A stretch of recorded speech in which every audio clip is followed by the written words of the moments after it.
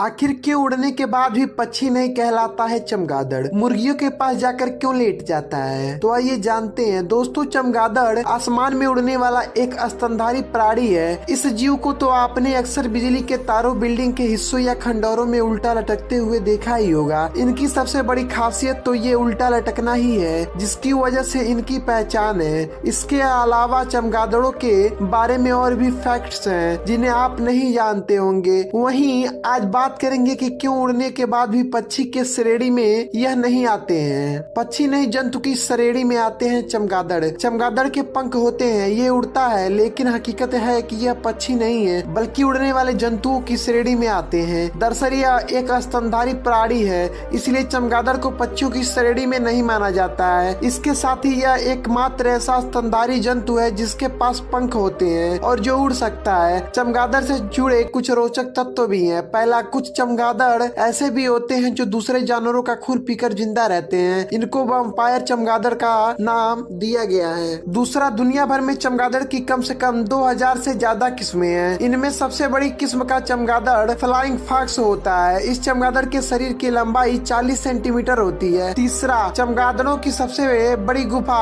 Texas में है और इसमें लगभग 2 करोड़ चमगादड़ हैं। चौथा, सफेद पंखों वाले चमगादड़ मुर्गियों के पास जाकर लेट जाते हैं और चूजे होने का नाटक करते हैं। जब वह मुर्गी के नीचे आ जाते हैं तो उनका खून चूसने लगते हैं। पांचवा, चमगादड़ हर रोज 2 लाख किलो खटमल खाते हैं। एक चमगादड़ 1 घंटे में 600 खटमल खा सकता है, जो एक व्यक्ति के एक रात में 18 पिज्जा खाने के बराबर है। छठवां, एक भूरे चमगादड़ की उम्र लगभग 40 साल तक होती है, जो इस आकार वाले स्तनधारियों की अपेक्षा बहुत ज्यादा है। सातवां, एक रिपोर्ट के मुताबिक करीब 140 बड़े भूरे चमगादड़ गर्मी के मौसम में बहुत से ऐसे कीटों को खा सकते हैं जो खीरे की फसल को नुकसान पहुंचाते हैं। इससे किसानों के 51 करोड़ रुपए बचते हैं।